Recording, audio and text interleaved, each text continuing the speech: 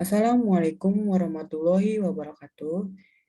Sebelumnya, saya di sini akan menjelaskan materi mengenai resiliensi terumbu karang dalam perspektif ekologi sebagai instrumen konservasi. Sebelumnya, izin untuk memperkenalkan diri, nama saya Nur Ahmad Fadli dengan NPM 2014151018. Baik, bab pertama yaitu pendahuluan.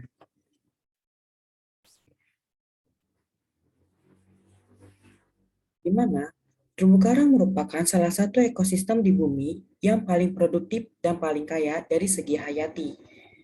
Berdasarkan hasil penelitian pada tahun 1998, luas terumbu karang di Indonesia adalah 42.000 km persegi atau 16,5 dari luasan terumbu karang dunia, yaitu seluas 255.300 km persegi. Dengan estimasi di atas, Indonesia menduduki peringkat terluas kedua di dunia setelah Australia, yaitu mempunyai luasan terumbu karang sebesar 48.000 km persegi, yaitu menurut Salim tahun 2012. Kemudian tujuan penelitian.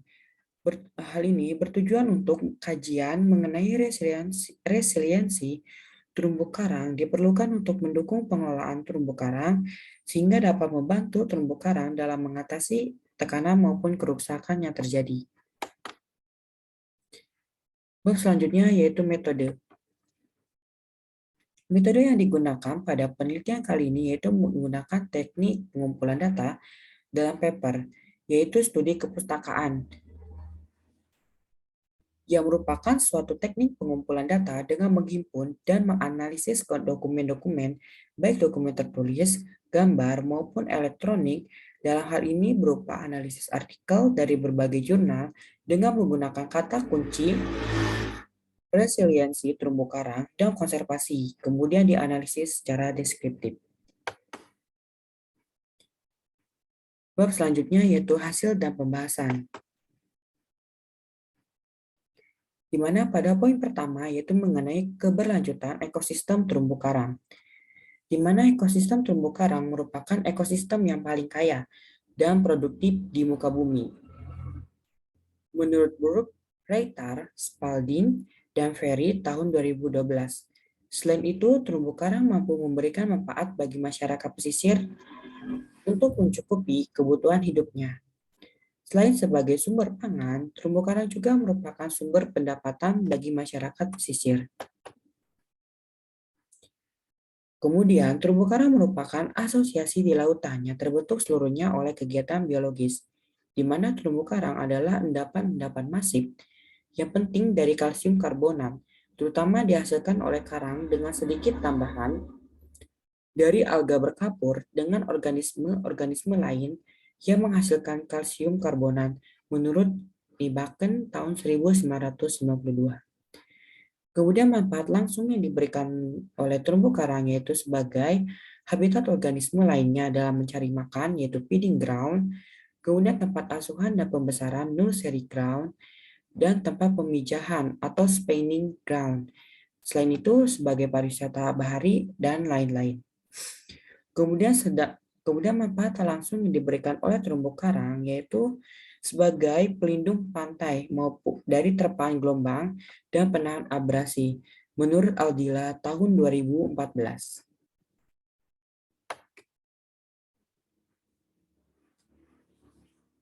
Berdasarkan hasil penelitian menurut Adriman tahun 2012, kondisi perairan mempengaruhi ekosistem terumbu karang. Selain itu, kondisi perairan sangat ditentukan oleh nilai atau konsentrasi parameter kualitas air seperti kedalaman, TSS, kecerahan, suhu, salinitas, unsur hara yaitu nitrat dan fosfat. Selain itu, kedalaman perairan dan TSS berpengaruh terhadap penetrasi cahaya matahari yang masuk ke dasar perairan di mana terumbu karang berada. Pengaruh tersebut berbanding terbalik dengan kecerahan, di mana semakin dalam perairan maka semakin tinggi TSS, maka penetrasi cahaya akan semakin berkurang. Kemudian kaitan dengan terumbu karang adalah bahwa cahaya matahari sangat diperlukan untuk pertumbuhan karang terkait dengan fotosintesis alga simbion yaitu Zooxanthellae. Zooxanthellae. Kemudian poin berikutnya yaitu ancaman keberlanjutan ekosistem terumbu karang, di mana terumbu karang menghadapi ancaman yang belum pernah dialami sebelumnya. Sebagian ancaman terlihat sangat jelas dan terjadi langsung pada terumbu karang.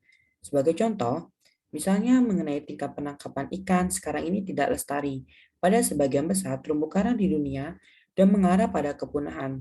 Secara terbatas, spesies ikan tertentu akan ambruk, kemudian tutupnya usaha penangkapan, serta terjadinya perubahan ekologi yang jelas. Berdasarkan hasil analisis Burke, Reitar, Spalding, dan Perry tahun 2012 menunjukkan bahwa lebih dari 60% terumbu karang dunia sedang mengalami ancaman langsung.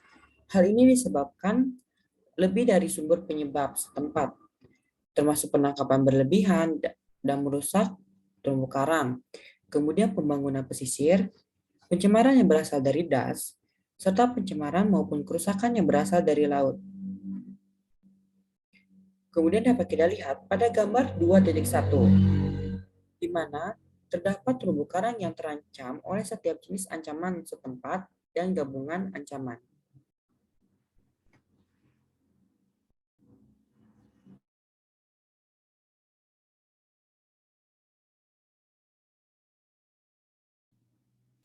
Di antara penangkapan berlebihan, termasuk penangkapan yang dapat merusak, merupakan ancaman langsung yang terbesar paling luas, di mana dapat mempengaruhi lebih dari 55% terumbu karang di dunia. Selain itu, pembangunan pesisir dan pencemaran yang berasal dari das masing-masing dapat mengancam sekitar 25% terumbu karang di dunia.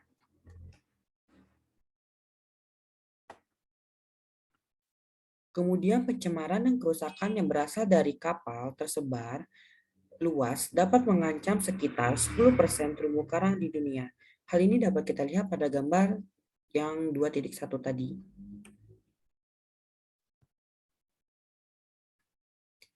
Poin berikutnya yaitu resiliensi ekosistem terumbu karang, di mana resiliensi ekosistem dapat didefinisikan sebagai kapasitasnya untuk menyerap gangguan sambil mempertahankan struktur dan fungsinya.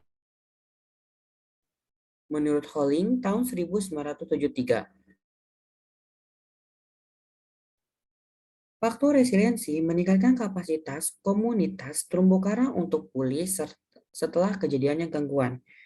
Hal ini terbagi menjadi dua faktor, ada faktor intrinsik maupun faktor ekstrinsik.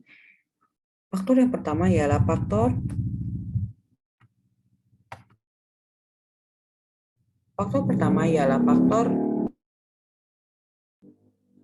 faktor intrinsik adalah faktor yang ditentukan oleh karakteristik ekologi komunitas terumbu karang tertentu yang dapat berkontribusi terhadap pemulihan terumbu karang setelah kejadian gangguan. Kemudian faktor kedua yaitu faktor ekstrinsik, ialah karakteristik fisik yang membuat terumbu karang lebih mungkin untuk menerima larva pada arus yang ada atau yang mendukung penyelesaian dan perekrutan yang berhasil oleh larva tersebut. Berdasarkan hasil penelitian Jordan tahun 2003, yaitu mengembangkan daftar faktor resiliensi yang dapat berkontribusi terhadap pemulihan terumbu karang. Dapat kita lihat pada tabel 1, di mana terdapat daftar faktor yang berkontribusi terhadap ketahanan komunitas karang.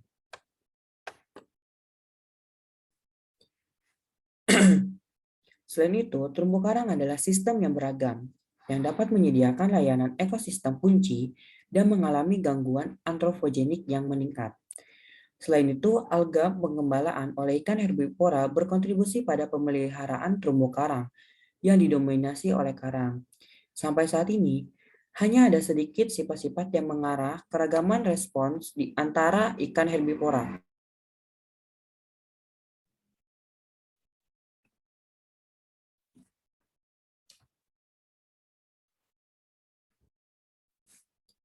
Dan bagaimana ini berhubungan dengan pemulihan terumbu karang setelah gangguan akut menurut NAS tahun 2015. Kemudian konservasi fungsi herbivora sepanjang waktu merupakan konsekuensi dari luasnya tanggapan oleh individu berukuran berbeda terhadap pemutihan karang dan kematian. Kemudian penggerak, penduga penurunan pada individu kecil kemungkinan merupakan hilangnya habitat, khususnya keruntuhan kerangka karang setelah kematian karang, menurut Graham et al. Tahun 2016.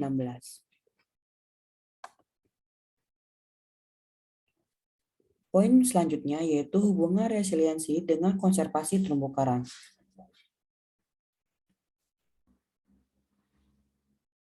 Di mana pada tabel 1, Jordan mengusulkan peringkat mengenai keandalan tinggi maupun rendah untuk setiap faktor resiliensi. Akan tetapi, rinciannya tidak kaku. Kemudian beberapa faktor seperti kekeruhan atau upwelling yang didorong angin berpotensi dikategorikan memiliki keandalan yang rendah maupun tinggi. Hal ini bergantung pada rincian di lokasi tertentu. Untuk setiap lokasi di mana para pengelola bekerja, peringkat keandalan akan tergantung pada jumlah informasi ilmiah, di mana tersedia untuk faktor tersebut, misalnya konektivitas di lokasi tersebut. Berdasarkan hasil penelitian menurut Simarangkir tahun 2015, strategi pengelolaan terumbu karang terkait karakteristik sosial ekonomi masyarakat AMET diantaranya dapat dilakukan dengan peningkatan kapasitas sumber daya masyarakat dan pengembangan alternatif mata pencaharian, sehingga masyarakat tidak sepenuhnya tergantung pada sumber daya terumbu karang. Kemudian peningkatan kapasitas dan pengembangan alternatif mata pencaharian dapat dilakukan dengan pelatihan yang memberikan keahlian dan keterampilan tambahan bagi masyarakat, misalnya dengan pelatihan dan sertifikasi selam, sehingga masyarakat dapat menjadi pemandu selam yang legal di pesisir. Baik, bab selanjutnya yaitu kesimpulan. Kesimpulan yang didapat pada penelitian kali ini ialah resiliensi ekologi adalah kapasitas suatu ekosistem untuk mengabsorpsi gangguan yang berulang dan beradaptasi dengan perubahan. Hal ini dapat mempertahankan struktur maupun fungsi utama yang sama. Kemudian peningkatan dan pemeliharaan resiliensi terumbu karang merupakan satu-satunya upaya dalam pengelolaan terumbu karang untuk menghadapi gangguan terkait perubahan iklim global dan sebagainya.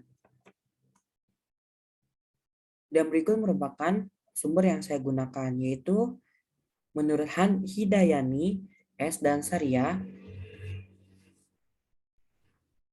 yang berjudul Resiliensi Terumbu Karang dalam Perspektif Ekologi sebagai Instrumen Konservasi, dengan judul jurnal yaitu Jurnal Biologi Tropis, dengan volume 17 nomor 2, dan halaman yang saya gunakan yaitu halaman 15 hingga halaman 27.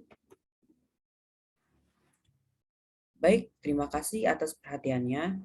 Mohon maaf apabila ada kesalahan pada saat pengucapan maupun kesalahan pada saat pemaparan materi, baik disengaja maupun tidak disengaja. Saya mohon maaf untuk dimaklumi.